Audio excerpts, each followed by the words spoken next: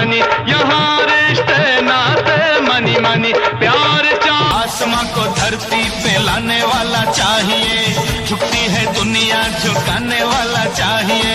बोई बोई बम बम बोई, बोई बोई बम बम, झूले झूले लाल दम मस्त कलंदर, सेवड़ दी सरकार। जात न पूछे पात न पूछे, पटेला जेब हिल जाएगा, जो चाहेगा मिल जाएगा, तेरे भी दिन आएंगे छोट।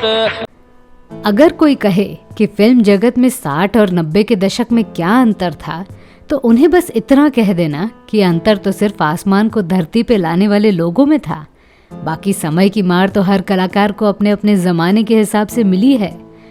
90 के दशक में भारत भर के बेहतरीन और उत्कृष्ट कलाकार फिल्म जगत में शामिल हुए, पर 60 के दौर में बहुत सीमित रूप में फिल्म जगत को कलाकार मिले।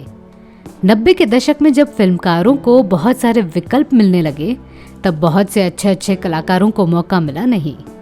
आज हम जिस कलाकार पर बात करने वाले हैं, उन्होंने न सिर्फ अभिनय क्षेत्र में योगदान दिया, बल्कि गायन क्षेत्र में भी उनकी आवाज को एक अलग वर्ग दिखाई देता है। वो शख्सियत और कोई नहीं बल्कि अरुण बख्शी हैं। ढेर सारे कलाकारों ने किशोर कुमार बनने की नाकामयाब कोशिश की, पर मल्टी टैलेंटेड बनना एक ऐसा श्राप है जिसे सिर्फ और सिर्फ किशोर कुमार ने ग्रहण किया था। अरुण बख्शी का नाम लेते ही उनके द्वारा गाए हुए कुछ बेहतरीन गीत याद आते हैं। नमस्कार, आदाब, सत श्री अकाल, हेलो दोस्तों, आप सुन रहे हैं मेरी यानी अनामिका की आवाज़ आपके अपने चैनल पर, जिसे कहते हैं biography and real life story. सबसे पहले बताना चाहूंगी कि बतौर अभिनेता अरुण बख्शी की छवि गोविंदा की स्वर्ग फिल्म के कारण बनी। वो बात अलग है कि उस फिल्म में उनका किरदार इतना बड़ा नहीं था और दूसरी फिल्मों में भी उन्होंने कमाल की भूमिका निभाई थी। 21वीं सदी लगते ही प्राइवेट चैनलों का दौर शुरू हुआ। ऐसे में कुछ प्राइवेट चैनल्स बार बार स्वर्ग फिल्म दिखाते थे।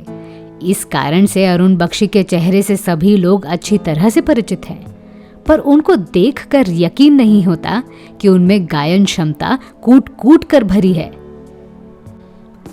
अरुण बख्शी का जन्म 3 फरवरी 1958 को लुधियाना में हुआ था। उन्हें बचपन से कुछ बड़ा करने की चाहत थी, पर जिस शहर से वे ताल्लुक रखते थे वहां मनचाहा काम कर नहीं सकते थे। उनकी पढ़ाई लुधियाना के आर्या कॉलेज से हुई। पढ़ाई के बाद वे पंजाब एग्रीकल्चर यूनिवर्सिटी में काम करने लगे। कॉलेज के दिनों से उन्हें क्रिकेट का बड़ा शौक था।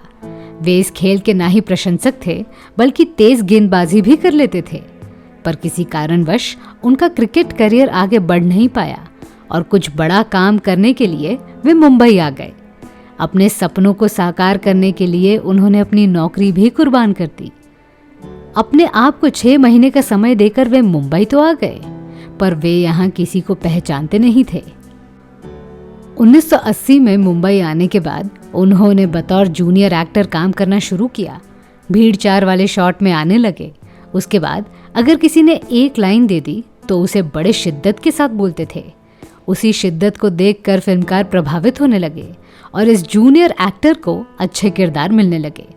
फिल्म जगत में रवि चोपड़ा का नाम इसीलिए भी लिया जाता है कि उन्होंने बहुत सारे सच्चे कलाकार को भीड़ से उठाकर स्वतंत्र पहचान दिलाई। अरुण बख्शी को फिल्मों में सेटल करने वाले भी रवि चोपड़ा ही थे।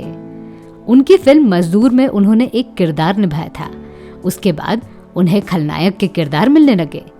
किरदार चाहे छोटा हो या बड़ा, मिला हुआ हर एक काम अरुण बख्शी ईमानदारी के साथ करते थे, पर उनकी ईमानदारी फिल्म जगत कभी समझ नहीं पाई। इसीलिए तो इतने बड़े कलाकार को बड़ा स्थान मिला नहीं। अरुण बख्शी खलनायक वाले किरदार में ही खुश थे। उन्होंने कभी सपने में भी नहीं सोचा था कि वे गाना भी गा सकते हैं। एक दिन वे स्क्वाश गेम खेल रहे थे। बीच खेल में वे जगदीश सिंह की एक गजल गुनगुना रहे थे। कोई आसपास आया सवेरे सवेरे। वहां लक्ष्मीकांत प्यारेलाल भी थे। उन्होंने अरुण बख्शी की आवाज सुनकर उनसे एक्टिंग के साथ गायन कला पर फोकस करने को कहा। अरुण बख्शी ने कहा कि वे खलनायक वाले किरदार में ही खुश हैं, पर फिर भी लक्ष्मीकांत प्यारेलाल ने उनसे एक गाना गवाने का वादा किया। सुभाष घई की सुपर हिट फिल्म कर्मा का गाना असलियत में आनंद बख्शी गाने वाले थे। उन्होंने ही इसके गीत लिखे थे, पर किसी कारणवश आनंद बख्शी गाना गा नहीं पाए और वादे को देखते हुए लक्ष्मीकांत प्यारेलाल ने अरुण बख्शी से वो गाना गवाया।